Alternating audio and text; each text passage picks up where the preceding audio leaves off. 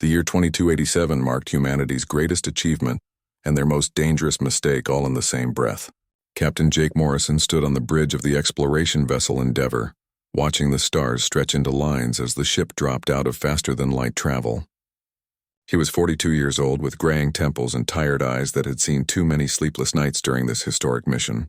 His crew had been traveling for 3 months beyond the Sol system, and every day brought new wonders and new fears about what they might find in the vast darkness of space. Lisa Grant sat at the engineering station running diagnostics on the FTL drive for the 3rd time that day. She was meticulous to the point of obsession, and Jake valued that quality more than anything else on a mission this far from home. Her dark hair was pulled back in a practical ponytail, and her fingers moved across the holographic controls with practiced efficiency. Everything showed green on her readouts, but she kept checking anyway because out here, there was no rescue coming if something went wrong. Danny Pierce manned the tactical station with the alertness of a career military officer. He had served in the Earth Defense Force for 15 years before volunteering for this mission, and his instincts had been honed by countless simulations and training exercises. His role was to protect the Endeavour from any threats they might encounter, but so far the journey had been peaceful. That was about to change in ways none of them could predict. Catherine Wells occupied the science station surrounded by screens displaying data from the ship's sensors. She was the youngest member of the senior crew at 29, and her enthusiasm for discovery had not dimmed, despite 3 months in the endless void. Her specialty was xenobiology, though they had yet to encounter any alien life forms. She spent her days analyzing planets and stellar phenomena, hoping to find something that would justify humanity's leap into deep space. The Endeavour had detected an anomaly near a binary star system, and Jake ordered the ship to investigate. The sensors showed what appeared to be a derelict structure, floating in the darkness between the 2 stars. It was clearly artificial, with geometric patterns that could never occur in nature. Catherine's excitement was visible as she magnified the image on the main screen. This was it. This was proof that humanity was not alone in the universe. Jake ordered a cautious approach. The structure grew larger on the screen, revealing itself to be much more massive than initial scans suggested. It was at least 3 kilometers long, with a design that seemed both elegant and functional. There were no lights and no energy signatures, which suggested it had been abandoned long ago.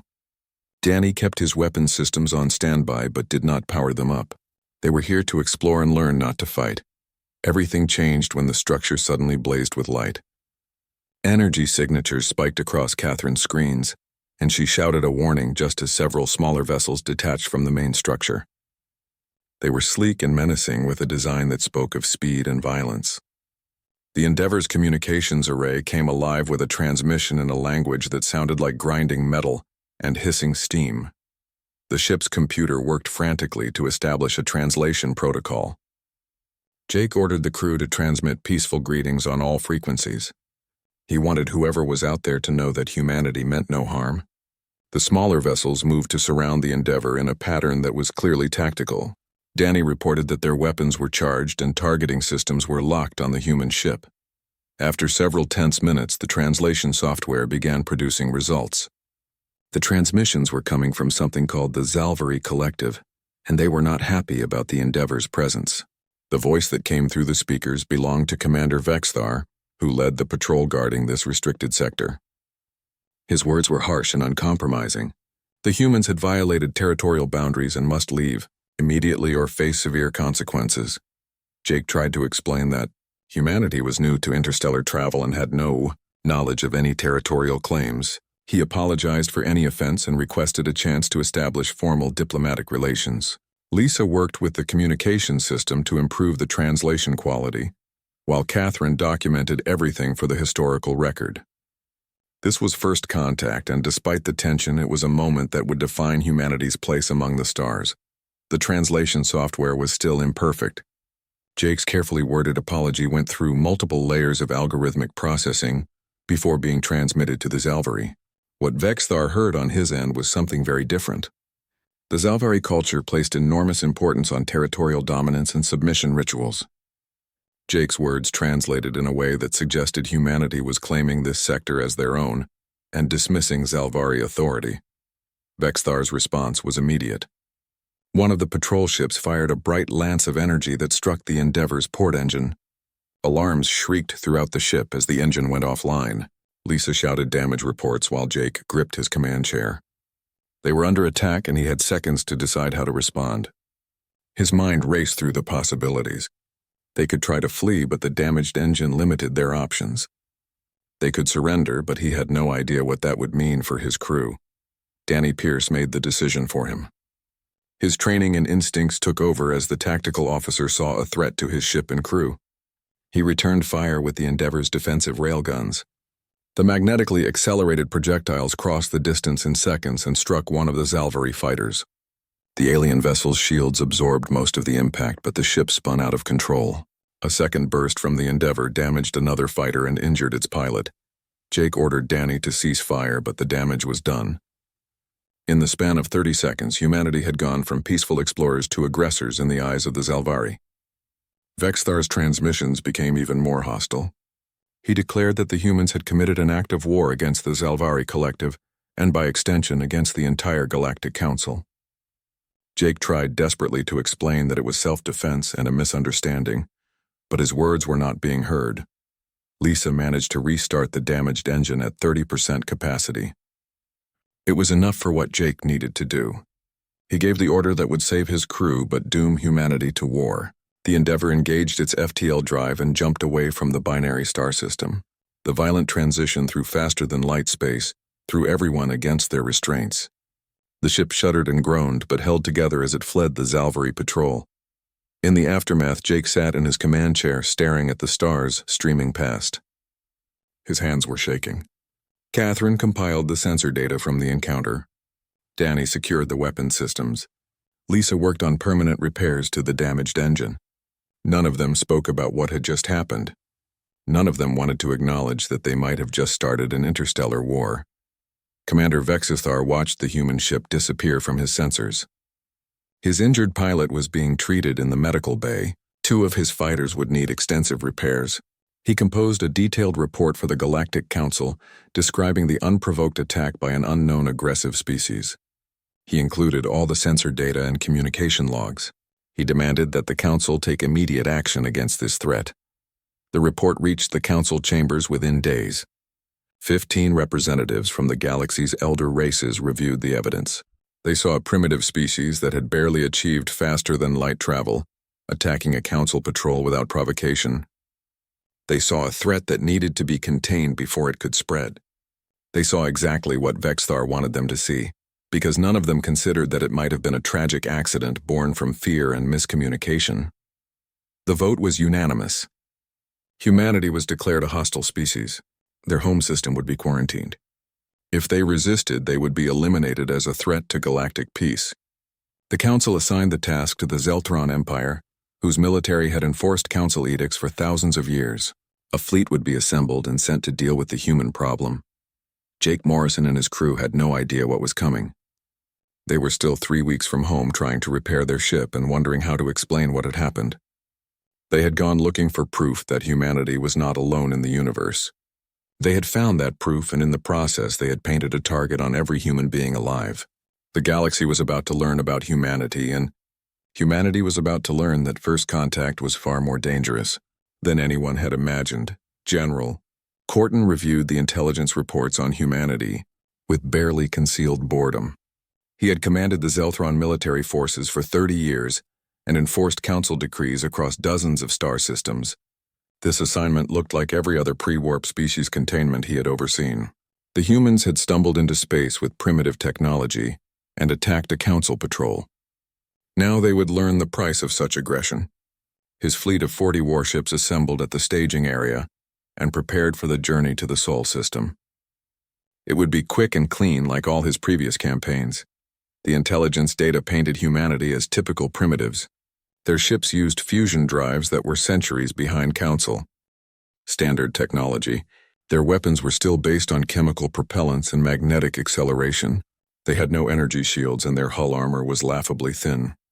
Cordan expected the operation to last perhaps a week at most. A few orbital bombardments would destroy their military infrastructure. A ground occupation would install a compliant government. Then the Zeltron could return home, having added another successful mission to their record. The Endeavour limped into Earth orbit 3 weeks after the incident at the binary star system. Jake Morrison barely waited for the docking procedures to complete before he was demanding an emergency meeting with Earth's leadership. The crew was exhausted and traumatized, but they had a duty to report what had happened. Lisa Grant compiled every scrap of data they had collected about Zalvari technology. Danny Pierce wrote detailed tactical assessments of the alien patrol ships. Catherine Wells prepared translations of the communications that had gone so terribly wrong. President Helen Carter convened an emergency session in the rebuilt Geneva complex. She was a former military officer herself and understood the gravity of what Jake was telling her. They had made contact with an advanced alien civilization and somehow triggered a hostile response. General Chris Baldwin attended the meeting along with Admiral Nicole Hayes, who commanded Earth's modest defense fleet. Everyone in that room understood that humanity faced an existential threat, and they had very little time to prepare. The debate lasted for hours.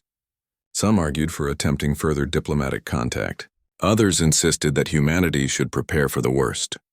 Jake explained everything he had observed about the Zalvari ships and their tactical behavior. Danny described how the alien vessels moved in rigid formations that suggested centuries of fighting in a particular style. Lisa presented her analysis of their energy weapons and shield technology. It was far beyond anything humanity possessed, but it was not magic. It could be understood and perhaps countered. President Carter made the decision that would define humanity's response. Earth would not surrender without a fight. Every nation would contribute resources to a unified defense force. Factories would retool for warship production. Scientists would work around the clock to close the technology gap. Most importantly, humanity would use its greatest advantage, which was the ability to adapt and improvise under pressure. They had 3 months before the alien fleet arrived, and they would use every second of that time. The mobilization began immediately. Shipyards on Earth and Mars and the Luna colonies shifted to military production. Civilian vessels were retrofitted with whatever weapons and armor could be installed. Mining companies contributed their ore haulers, which were converted into makeshift warships. Even luxury cruise liners were stripped down and equipped with railguns and missile launchers. If it could reach orbit and carry weapons, it joined the fleet. Jake Morrison volunteered to train the new generation of ship captains. He worked 18-hour days, sharing everything he had learned during the brief encounter with the Zalvari. He taught them about alien ship movements and weapon capabilities. More importantly, he taught them that the aliens expected their enemies to fight in predictable ways. Humanity's advantage would be in doing the unexpected. Danny Pierce ran tactical simulations that emphasized unconventional combat. He taught lessons from Earth's own military history about asymmetric warfare and guerrilla tactics. Lisa Grant led teams of engineers in a desperate attempt to reverse engineer alien technology from the sensor readings. They could not match Council manufacturing capabilities, but they could steal ideas and adapt them. Within 6 weeks, human ships began carrying crude energy shields that might absorb 1 or 2 hits. New plasma torpedoes were developed based on theoretical models of the Zalvari weapons. Every improvement increased humanity's chances of survival, even if only by a small margin. Admiral Nicole Hayes designed the defensive strategy for Earth's orbital space.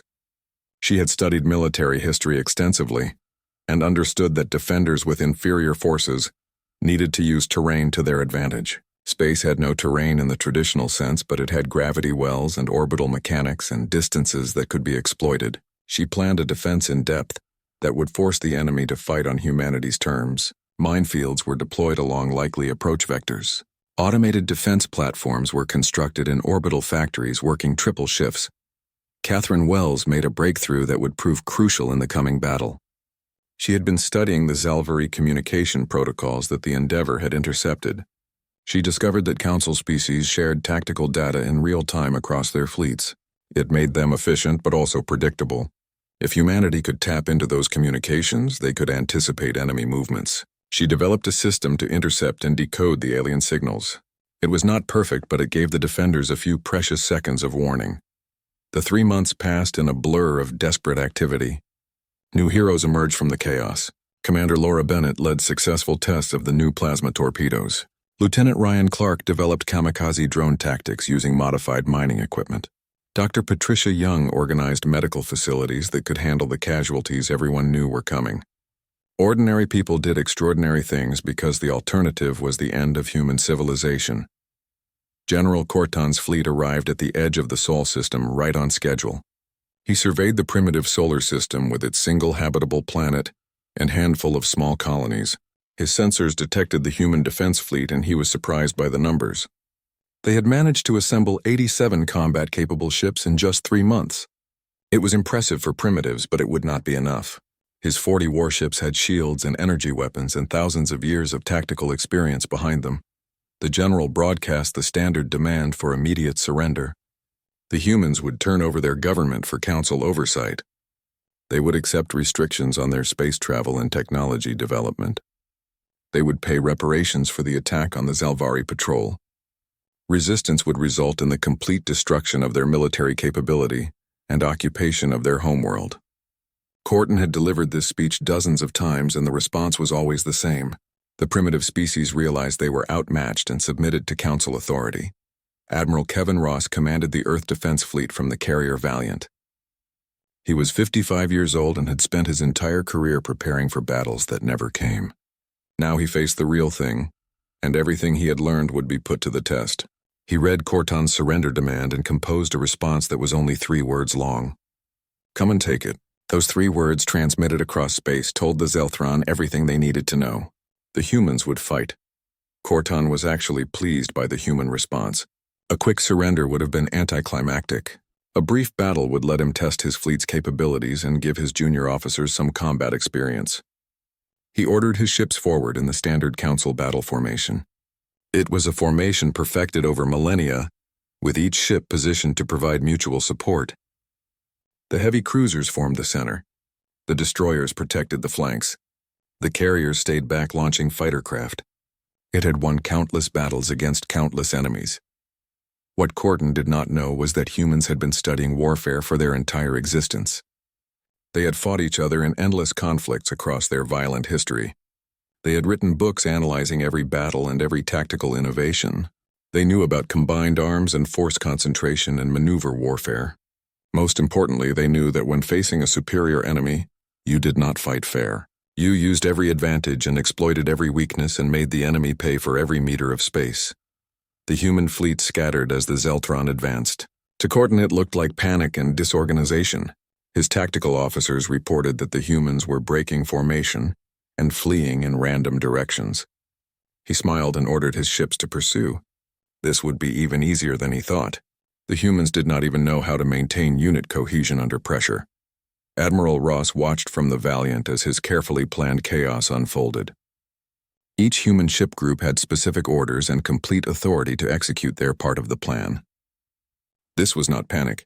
This was human warfare adapted to 3-dimensional space combat.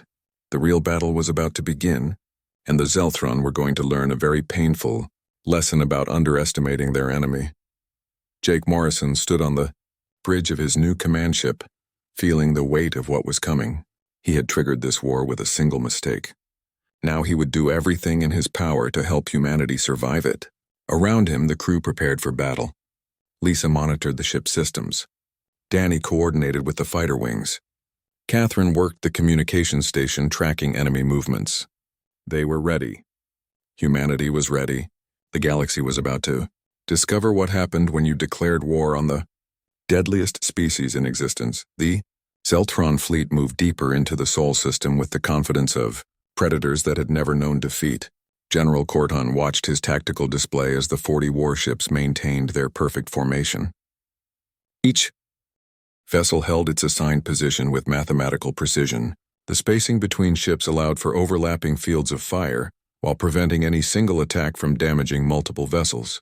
It was a formation that had been tested in hundreds of battles over thousands of years. Nothing the humans possessed could break through such a coordinated defense. Admiral Kevin Ross watched the enemy advance from the bridge of the Valiant. His tactical officers fed him constant updates on Zelthron positions and movements. The alien fleet was doing exactly what the human analysts predicted. They moved in rigid patterns that prioritized mutual support over tactical flexibility. Ross had studied the recordings from Jake Morrison's encounter with the Zalvari dozens of times. These council species fought by the book, and the book never changed because it always worked. Today, humanity would teach them why that was a fatal assumption. The human fleet appeared scattered across a vast volume of space. Individual ships and small groups moved in seemingly random directions with no apparent coordination. To Corton's experienced eye, it looked like exactly what he expected from primitives. They had no discipline and no understanding of proper naval tactics. His sensors counted 87 human vessels, but most were converted civilian ships with minimal weapons. This would not even qualify as a real battle by Zelthron standards. What Corton could not see was the invisible network of communications linking every human ship. Ross had divided his forces into independent hunter groups. Each group had a specific target and complete authority to adapt their tactics as the battle developed. This was human warfare at its finest. No rigid formations, no predictable patterns, just controlled chaos that would overwhelm an enemy designed to fight organized opponents. The engagement began when the Zelthron opened fire at maximum range. Their energy weapons lanced across the void, striking at the nearest human ships. 2 destroyers took direct hits and their crude shields collapsed under the assault. One ship was destroyed outright when the beam punched through its hull and detonated the reactor. The other managed to limp away, trailing atmosphere and debris. Corton nodded with satisfaction. The humans would break and run now that they understood the power difference. Instead, the human ships accelerated toward the Zelthron fleet. Ross had gambled everything on closing the distance quickly. The alien energy weapons were devastating at long range, but human railguns and missiles needed to get closer to be effective. Every ship pushed their engines to maximum as they dove into the teeth of enemy fire. It looked like a suicidal charge, and perhaps it was, but Admiral Ross understood something fundamental about warfare. Sometimes you had to accept losses to create opportunities. 3 human destroyers led by Captain Ben Turner executed the first real attack of the battle. They had been positioned behind the cover of Earth's moon, waiting for exactly this moment. As the Zelthron focused their attention on the ships charging from the front, Turner's group came around the lunar horizon at full speed. Their approach put them directly behind the enemy formation, where the Zelthron shields were weakest. Council doctrine assumed threats would always come from the front, because that was how civilized species fought. Turner's railguns opened fire at point-blank range by space combat standards. Magnetically accelerated projectiles traveling at significant fractions of light speed slammed into the rear Zelthron ships. Shields flickered and failed under the kinetic assault. Armor plating crumpled. 2 Zelthron cruisers were crippled before they could rotate to respond. A third took damage to its engine section and began drifting out of formation. The attack lasted only seconds before Turner's ships scattered in different directions, but the damage was done. Corton stared at his tactical display in shock. How had human ships gotten behind his formation without being detected? His sensor officers reported that the ships had used Earth's moon as cover and timed their attack perfectly. The general ordered his fleet to tighten formation and increase rear shield strength. This was not how primitives were supposed to fight. They were supposed to charge blindly and die gloriously. They were not supposed to use tactics that his own academy instructors would approve of. The battle dissolved into chaos as human ships refused to engage in any predictable manner. Small groups of fighters swarmed individual Zelthron vessels like insects attacking much larger prey. Lieutenant Amy Brooks led a squadron that dove through the enemy formation at speeds that should have been impossible for human pilots to survive. They targeted sensor arrays and communication nodes with precision fire. A Zelthron cruiser lost its ability to coordinate with the rest of the fleet and became easy prey for follow-up. Attacks Commander Greg Palmer commanded a group of modified cargo haulers that had been converted into missile platforms. Each hauler carried hundreds of the new plasma torpedoes that Lisa Grant's team had developed. They were crude weapons compared to Council technology, but they did not need to be perfect. They just needed to overwhelm enemy point defense systems through sheer numbers. Palmer's haulers launched their entire payload at once, creating a swarm of missiles that blocked Zelthron sensors with thermal signatures. The Zelthron point defense systems worked frantically to shoot down the incoming missiles. Energy beams and interceptor rockets filled space with explosions. Most of the human missiles were destroyed before reaching their targets, but dozens got through. Plasma warheads detonated against shields, causing them to flare and weaken. Follow-up attacks by human destroyers exploited the gaps. Another Zelthron ship went dark as its reactor shut down to prevent a catastrophic overload. Jake Morrison commanded the carrier Defiant, coordinating the fighter wings that were tearing into the Zelthron formation. His pilots had trained for 3 months in tactics that would have gotten them court-martialed in any conventional military. They took insane risks diving through friendly fire and using destroyed ships as cover. Amy Brooks personally destroyed 3 enemy fighters in close-range combat that would have been impossible without human reflexes and willingness to accept danger. These pilots fought like their homeworld depended on victory because it did. Catherine Wells monitored the intercepted Zelthron communications from her station aboard the Valiant. The alien chatter had changed from confident battle reports to confused requests for orders. The Zelthron fleet was designed to fight as a coordinated whole, but human attacks had disrupted their communication networks. Individual ships were making their own decisions without proper coordination. She relayed targeting priorities to Admiral Ross, who passed them to the hunter groups. Every weakness was exploited. Every gap was attacked. General Corton realized with growing horror that his fleet was losing cohesion. Ships were breaking formation to respond to threats from multiple directions. His carefully maintained tactical advantage was dissolving under the human assault. These primitives fought without honor or regard for proper military conduct. They attacked from ambush. They targeted support systems instead of engaging in direct combat. They used overwhelming numbers of cheap weapons instead of quality firepower. It was barbaric and brutal and devastatingly effective. The turning point came when Danny Pierce executed a plan so audacious that it violated every principle of sound military strategy. He led 12 ships, including several lightly armed transports, straight into the center of the Zelthron formation. Corton assumed it was a desperate suicide attack and ordered his ships to concentrate fire on the incoming group. Every weapon system targeted Pierce's small fleet. The first transport exploded under the barrage, then the second. Pierce's own destroyer took multiple hits and lost half its armor. While the Zelthron focused on Pierce's group, Admiral Ross led the main human fleet in a devastating attack on the enemy's supply ships and carriers. These support vessels were positioned behind the battle line where they should have been safe. Ross had counted on Corton reacting to the perceived threat at his center. The human admiral was right. Zelthron carriers and supply ships had minimal defenses because Council doctrine protected them with the battle fleet. When Ross's ships appeared among them, the slaughter was quick and brutal. 4 Zelthron carriers were destroyed in as many minutes. Supply ships filled with ammunition and fuel became massive explosions that damaged nearby warships. Corton watched in helpless rage as his logistics train was obliterated. Without those ships, his fleet could not sustain extended operations. Damaged vessels could not be repaired. Weapons could not be rearmed. The Zelthron advantage in firepower meant nothing if they could not maintain it. Danny Pierce pulled his surviving ships out of the Zelthron formation. He had lost 4 vessels and the others were heavily damaged, but the sacrifice had served its purpose. The enemy was disorganized and their support infrastructure was burning. Human casualties were terrible, but the battle was turning in their favor.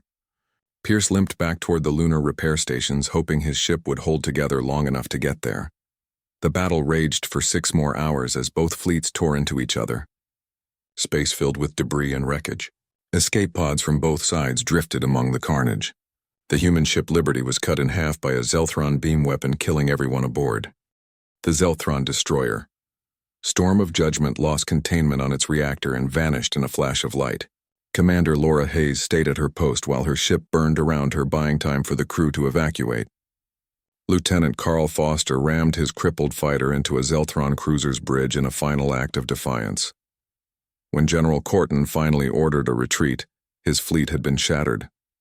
73 ships destroyed or too damaged to continue fighting. The survivors were low on ammunition and running on emergency power. His perfect formation was gone. His tactical superiority was proven worthless. The humans had fought like demons, using every dirty trick and underhanded tactic imaginable. They had won not through superior technology, but through sheer stubborn refusal to fight the way they were supposed to. Admiral Ross watched the Zelthron fleet limp away from Sol System. The human fleet had lost 41 ships and over 15,000 personnel. Every survivor was exhausted and traumatized. The Valiant's medical bays were overflowing with wounded, but they had won. Earth was safe. Humanity had proven they could stand against the galaxy's military might and survive. Ross knew this was just the beginning, but for now they had earned the right to exist among the stars. The victory at Sol bought humanity 3 precious months before the Galactic Council could organize a proper response. 3 months to turn their entire civilization into something the galaxy had not seen in thousands of years. A species at total war. President Helen Carter addressed the global population from the rebuilt United Nations complex, knowing that every word would be analyzed by both humans and aliens. She did not hide the truth. Earth faced an enemy that controlled thousands of worlds and possessed technology centuries beyond human capability. The Zelthron fleet had been defeated, but it was only the first wave. The Council would send more ships and more firepower until humanity was crushed or submitted. But Carter also reminded everyone watching what humanity had always done when facing extinction. They adapted. They innovated. They fought with everything they had. The president announced a mobilization that would make the ancient world wars look small by comparison. Every factory would serve the war effort. Every resource would be directed toward survival. Every citizen would contribute in whatever way they could. This was not a war between nations. This was a war for the survival of the human species, and there would be no half measures. General Chris Baldwin took control of the militarization effort with the efficiency of a career officer who had spent decades preparing for scenarios exactly like this. Every space-capable vessel in human civilization was evaluated for military conversion. Cargo haulers became troop transports. Mining ships were fitted with weapons and deployed as Q ships that looked harmless but carried lethal firepower. Even the luxury cruise liners that had once carried tourists to Mars were stripped down and rebuilt as assault carriers. Baldwin's philosophy was simple. If it could reach orbit, it would fight. The shipyards above Earth and Mars and Luna worked around the clock building new warships from salvaged Zelthron technology. Lisa Grant led teams of engineers who had spent 3 months studying every piece of wreckage recovered from the first battle. They could not replicate Council manufacturing processes, but they could steal ideas and adapt them to human methods. New ships rolled out of the yards carrying improved shields and better weapons. Each vessel incorporated lessons learned from combat. Each design was an evolution from the last. Admiral Nicole Hayes expanded the Sol System Defense Network into something that military historians would study for generations. The asteroid belt became a fortress with hidden bases carved into the larger rocks. Automated weapons platforms were disguised as debris and scattered throughout the likely approach vectors. Mines were deployed in patterns that would force enemy fleets into kill zones. Hayes understood that humanity could not match Council numbers, so they needed to make every meter of space as dangerous as possible for the invaders. Jake Morrison trained the new generation of ship captains in the converted military academy on Luna. His students were volunteers who had never expected to fight in space battles. They were cargo pilots and mining crew and tourist ship captains. He taught them everything he had learned from the encounter with the Zalvari and the battle against the Zelthron. More importantly, he taught them to think like humans fighting a superior enemy. Forget honor. Forget fair play. Use every advantage no matter how small. Make the enemy pay for every victory. Danny Pierce ran combat simulations 18 hours a day, pushing the new crews to their limits. He created scenarios based on intelligence about Council fleet tactics. His simulations were brutal and unforgiving because the real battle would be worse. Pierce drilled into every captain that rigid formations were suicide against humans. Speed and unpredictability were their greatest weapons. A ship that could not be predicted could not be easily killed. He taught them to trust their instincts and take risks that would horrify traditional military commanders. Catherine Wells made a breakthrough that changed humanity's tactical capabilities.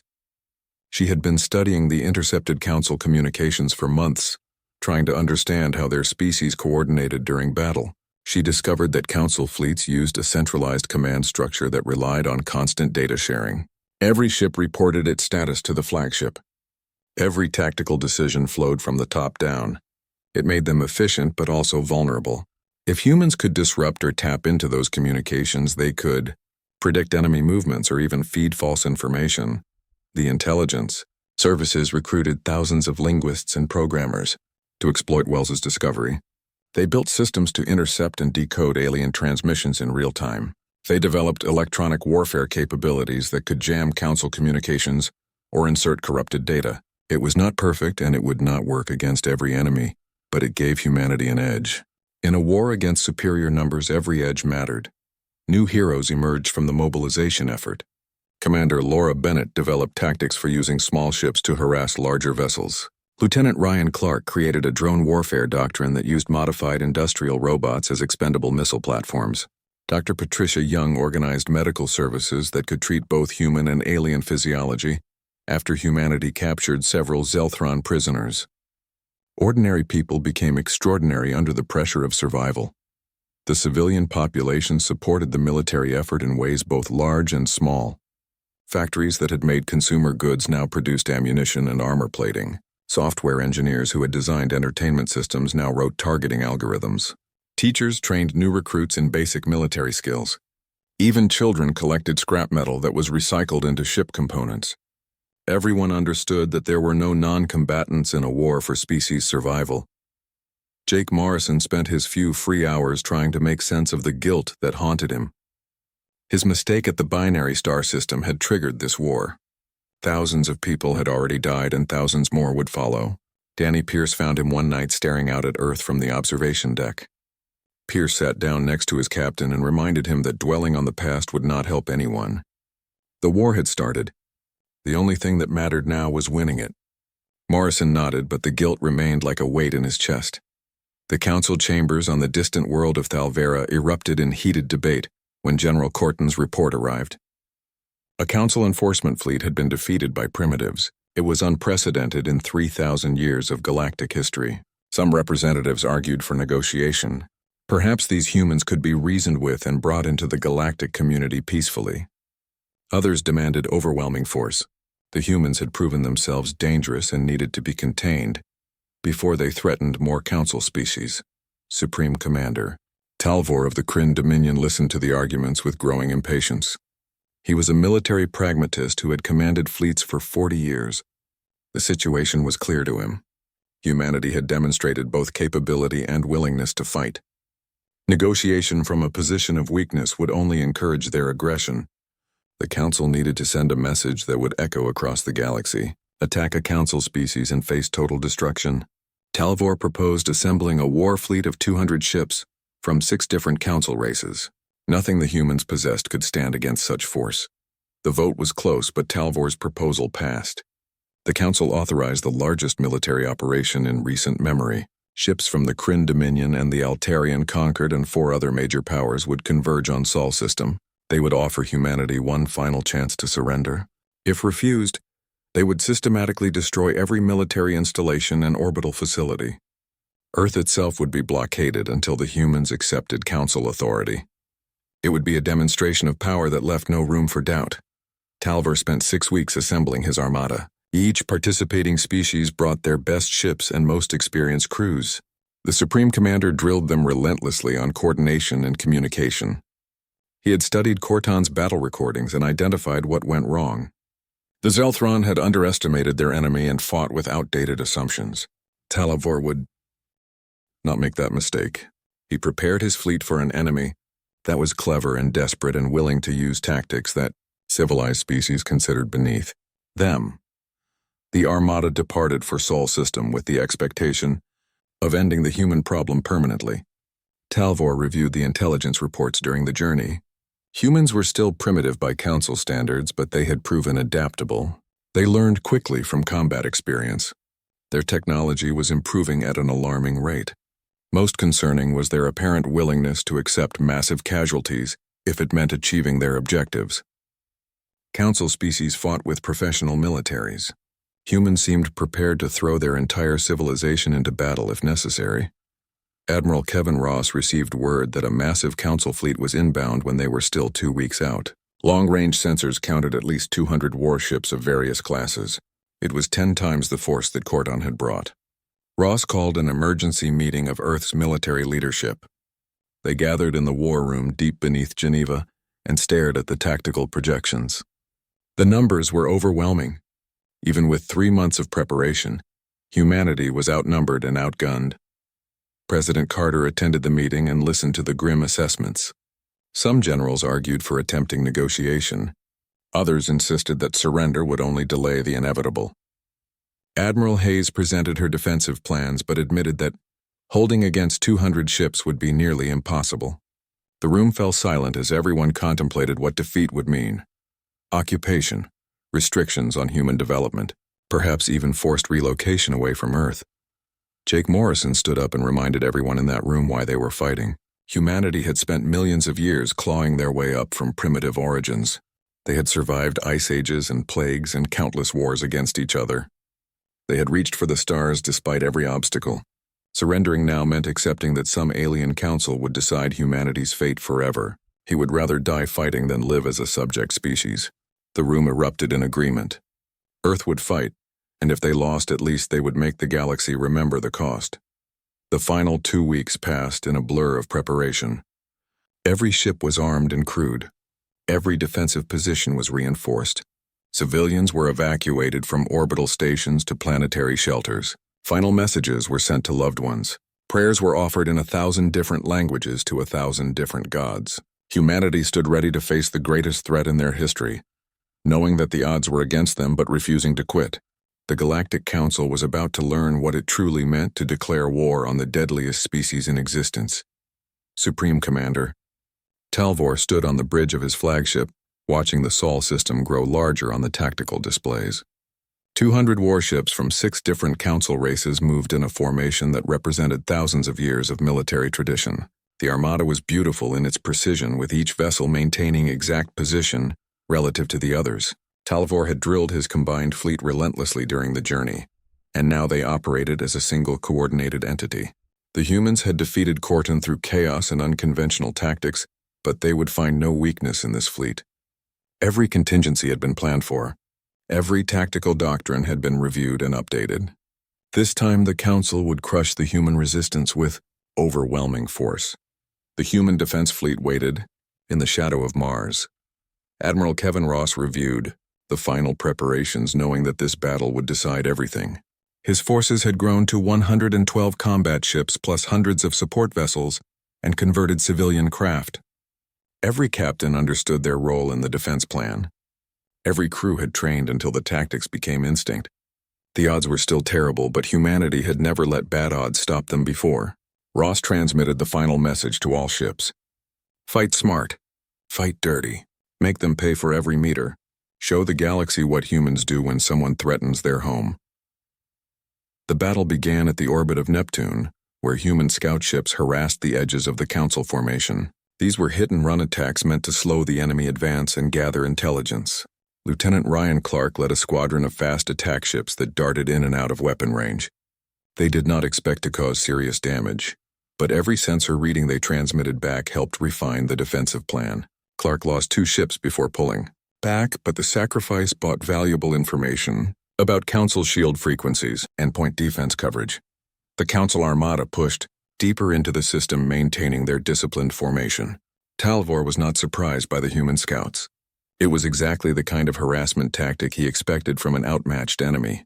His ships absorbed the attacks easily and continued their methodical advance. The Supreme Commander's plan was to reach Earth's orbit and demand surrender from a position of absolute strength. If the humans refused, he would begin systematically destroying their infrastructure until they had no choice but to submit. The asteroid belt was where Admiral Nicole Hayes had prepared her main defense. Years of mining operations had mapped every significant rock in the belt. Hidden bases had been carved into the larger asteroids. Weapons platforms disguised as debris floated in carefully calculated positions. Mines seeded throughout the belt waited for the right moment to activate. When the Council fleet entered the belt, Hayes gave the order and the trap was sprung. The first wave of attacks came from automated platforms that had been playing dead. Railgun fire and missile salvos erupted from positions all around the Council formation. Talvor's ships responded immediately with point defense systems and return fire. Most of the platforms were destroyed within minutes, but they had served their purpose. The Council fleet was forced to slow down and tighten formation. Ships that had been maintaining precise spacing for optimal mutual support now bunched together to maximize defensive coverage. Captain Laura Bennett led a squadron that emerged from behind a massive asteroid and launched a devastating torpedo spread. Her ships were heavily modified destroyers carrying the latest generation of plasma weapons. The torpedoes slammed into the shields of 3 Council cruisers, overwhelming them through concentrated fire. One cruiser lost power and began drifting. Another took damage to its engine section. Bennett's squadron disappeared behind another asteroid before the Council could respond. This pattern repeated across the belt as human forces used the terrain to negate the enemy's numerical advantage.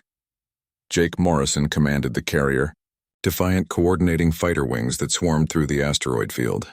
His pilots had trained extensively in this environment and knew how to use the rocks for cover. Lieutenant Amy Brooks had become legendary after the first battle, and now she led the most experienced fighter squadron in the fleet. Her pilots dove through gaps in the asteroids at speeds that terrified the Council crews. They targeted sensors and communication arrays and weapon emplacements. Individual fighters could not destroy capital ships, but they could blind and cripple them for follow-up attacks. The Council fleet struggled to maintain cohesion as human attacks came from every direction. Talvor's carefully planned formation began to fragment as individual captains reacted to immediate threats. The Supreme Commander tried to maintain control through constant communication, but Catherine Wells's electronic warfare systems disrupted the alien networks. False orders mixed with real ones. Tactical data became corrupted. Ships that relied on centralized command structure found themselves operating independently without proper coordination. Danny Pierce executed the most dangerous part of the human plan when he led a fleet of modified cargo haulers directly into the heart of the Council formation. The haulers looked like easy targets, and several Council ships broke formation to pursue them. It was exactly what Pierce wanted. His haulers were packed with thousands of the drone missiles that Ryan Clark had developed. When the haulers reached the center of the enemy fleet, they released their payloads in every direction simultaneously. The Council point defense systems were overwhelmed by sheer numbers. Dozens of drones got through and detonated against shields and armor. The chaos gave Admiral Ross the opening he needed. The main human battle fleet had been holding position near Mars, waiting for this moment. Ross led his ships in a high-speed attack on the Council's supply vessels and carriers. These support ships were positioned at the rear of the formation, where they should have been protected by the battle line. But the battle line was fragmented and disorganized. The support ships found themselves facing determined human attackers with minimal escort protection. The slaughter of the Council logistics train was brutal and quick. Carriers loaded with fighter craft were destroyed before they could launch their squadrons. Supply ships filled with fuel and ammunition became massive explosions that damaged nearby warships. Medical frigates and repair vessels were crippled or captured. Within 20 minutes, the Council fleet lost its ability to sustain extended operations.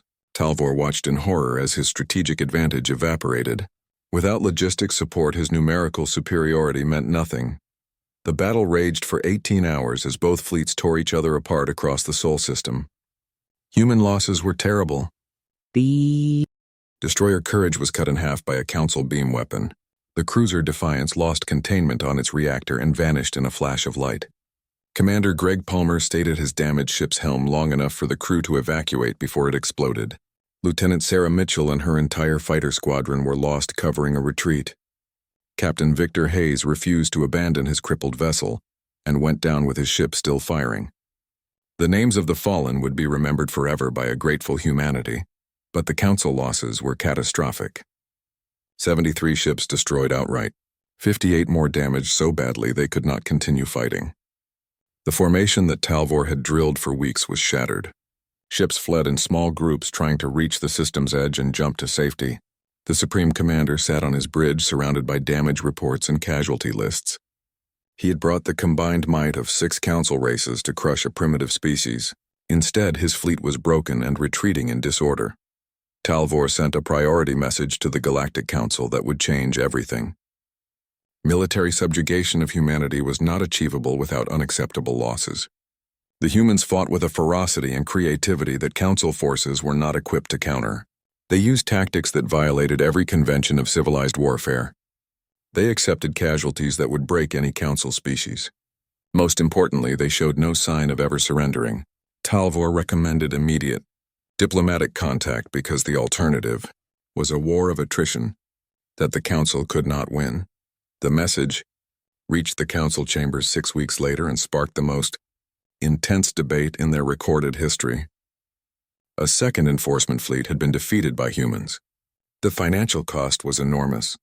The political cost was even worse. Other species throughout Council space were watching and asking questions. If humans could resist council authority, what stopped others from doing the same? The carefully maintained order of galactic civilization was threatened by one stubborn species that refused to accept their assigned place. Ambassador Drelvar of the Altarian Concord was chosen to make contact with humanity. He was the Council's most experienced diplomat, known for resolving conflicts that military force could not. Drelvar traveled to Sol System under a flag of truce, broadcasting peaceful intentions on all frequencies. He requested permission to land on Earth and meet with human leadership. President Helen Carter agreed, but insisted the meeting happen on human territory at the United Nations complex in Geneva. The negotiation lasted 3 months and tested the patience of both sides. Drelvar initially tried to frame the conflict as a regrettable misunderstanding that escalated due to human aggression. Admiral Ross played the complete recording of the first contact incident. He showed how translation errors and cultural misunderstandings had triggered the violence. He demonstrated that humans had tried to apologize and establish peaceful relations. The Zalvari had interpreted normal human communication as a declaration of war. Jake Morrison presented humanity's demands. They wanted peace, but not at the cost of their freedom. They wanted to join galactic civilization, but not as conquered subjects. They wanted the same rights and responsibilities as any other council species. They wanted recognition that the war had been started by mistakes on both sides. Most importantly, they wanted assurance that no future council fleet would threaten Earth. The negotiations were difficult because council protocols had no framework for this situation. Species either submitted to council authority or were quarantined until they developed sufficiently. Humanity fit neither category. They were technologically primitive but militarily effective. They were newcomers to space but had defeated 2 major fleets. They demanded equality without having earned it through the traditional centuries of cultural development. President Carter made the argument that changed Drelvar's perspective. She pointed out that humanity had proven their worth in the only language the Council seemed to understand: military force. They had fought against impossible odds and survived. They had adapted to threats that should have overwhelmed them. They had demonstrated exactly the kind of strength and determination that Council species claimed to value. If the Council could not accept humanity as equals after all that, then the Council's principles were meaningless. The final treaty was a compromise that satisfied neither side completely but allowed both to claim victory. Humanity received provisional membership in the Galactic Council, with full sovereignty over the Sol system. They would be assigned a council liaison to help them integrate into galactic society. Trade agreements would be established. Technology exchanges would be negotiated. The state of war was officially ended. In return, humans agreed to respect council territorial boundaries and follow established protocols for first contact with new species. The treaty was signed in Geneva with representatives from 15 council species in attendance. Jake Morrison stood beside President Carter as the documents were finalized.